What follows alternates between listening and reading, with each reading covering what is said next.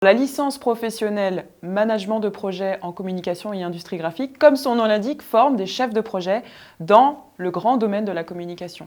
Donc on va accueillir des personnes qui viennent du design graphique, qui viennent des industries graphiques, qui viennent du web, du digital, ou qui viennent des métiers de la communication. Et ces personnes, on va leur proposer une formation en 1 an et en apprentissage pour apprendre à conduire des projets dans le domaine de la communication. Donc avec le mariage des médias plus traditionnels comme l'imprimé et des nouveaux médias, le numérique.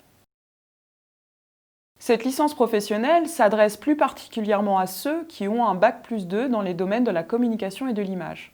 Si par exemple vous venez d'un BTS ERPC, d'un BTS édition, d'un BTS design graphique, d'un BTS communication, d'un DUT MMI, cette formation est une poursuite d'études pour vous.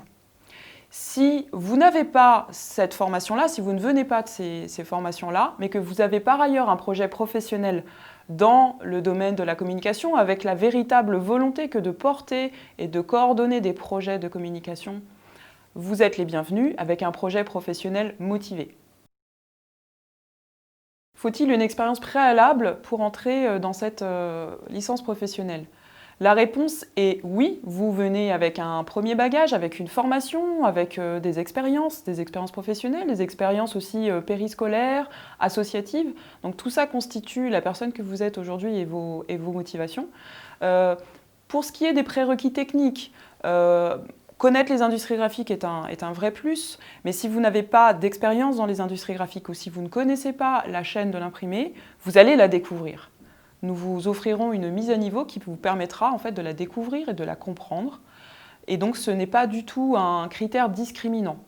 Le plus important, c'est que vous ayez vraiment la volonté de porter, de coordonner des projets dans le domaine de la communication, que vous ayez la curiosité aussi de développer la pluridisciplinarité, de développer votre créativité, de développer votre technicité et de vouloir comprendre les enjeux de ce qui fait une bonne communication de nos jours.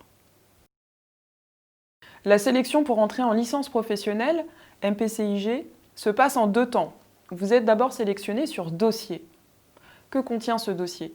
Il contient vos bulletins de notes, il contient votre lettre de motivation, qui est très importante parce qu'elle fait état de qui vous êtes, de votre parcours, de vos réelles motivations à l'entrée en formation. Et évidemment, vous parlez de votre projet professionnel et c'est surtout ça qui nous intéresse. Savoir si cette formation va vous permettre de concrétiser votre projet pour l'avenir.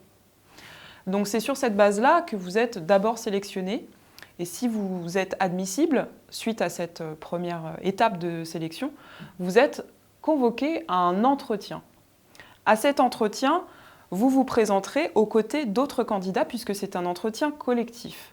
On vous demandera de venir avec un travail que vous aurez réalisé suite à l'envoi de consignes bien avant la date de l'entretien.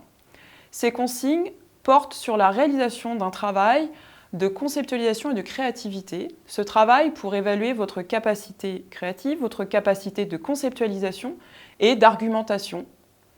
C'est aussi l'occasion de vous voir en situation collective, coopérative, de voir si vous êtes, on va dire, OK pour travailler en équipe et si l'année de formation qui se déroule aussi en mode projet se passera bien pour vous.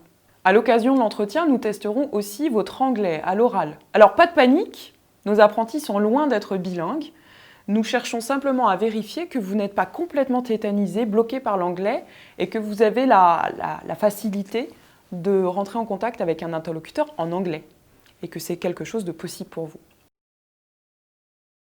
Nous recevons chaque année environ 120 candidatures. Nous sélectionnons 36 candidatures sur liste principale et autant sur liste complémentaire. Nous sélectionnons environ 1 candidat sur 4 à l'issue des sélections. Alors comment se passe cette formation ? Elle se passe en 2 temps, 2 semestres. On a la période qui va de septembre à janvier, où là on va renforcer vos compétences techniques. On va aussi travailler sur la cohésion, sur la réflexivité, sur toutes ces compétences dites soft skills qui permettent de créer des équipes qui vont savoir travailler ensemble. Ensuite, sur la deuxième partie de l'année, donc la période de janvier à juin, nous allons faire de vrais projets. des vrais projets, donc pas des projets fictifs, des vrais projets dans des vraies situations avec l'aide d'entreprises qui vont nous aider, qui vont vous fournir en fait des situations d'apprentissage ou des situations pour expérimenter la conduite de projet, puisque c'est ça que vous venez apprendre en licence professionnelle. Alors on fait des projets. Par exemple, cette année, nous avons mené avec nos élèves un projet avec Arte.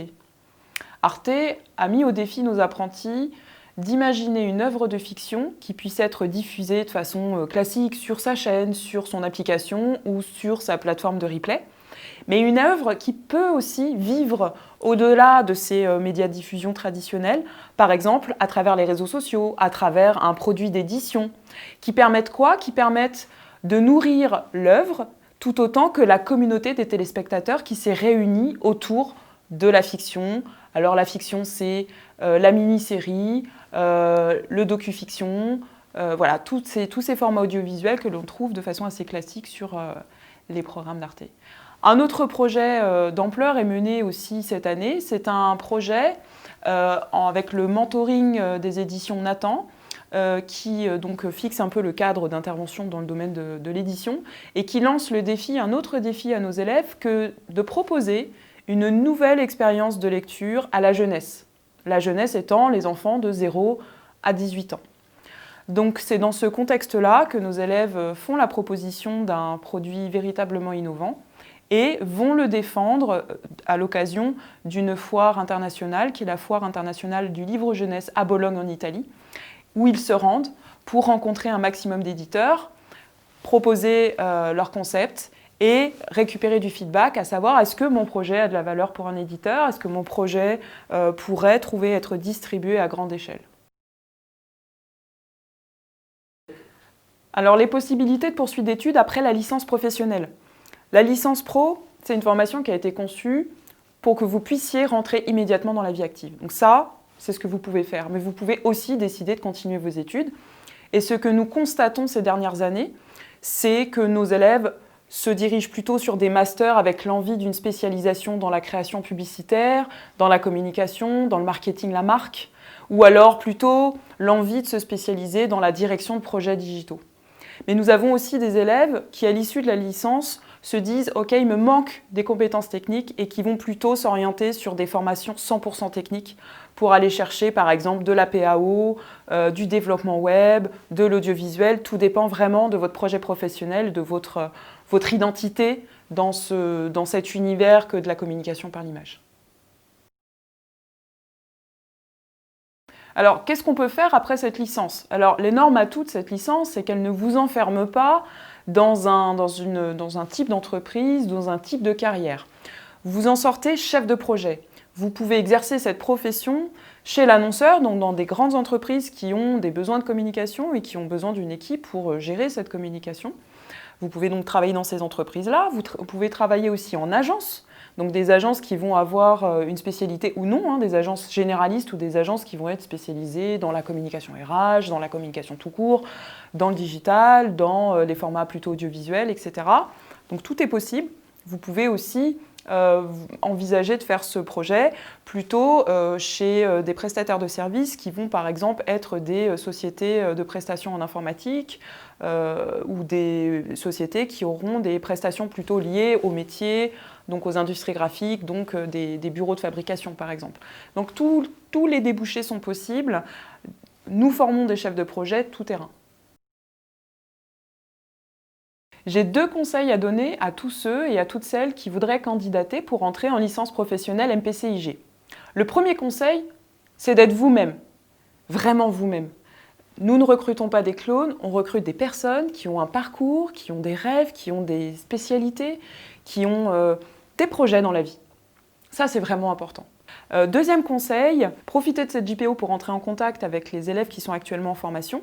Et sur LinkedIn, vous trouverez plus de 300 professionnels qui ont fait cette formation et avec qui il est facile de rentrer en contact et qui seront toujours contents de vous rencontrer et de vous aider à y voir clair et à comprendre ce que cette formation peut vous apporter.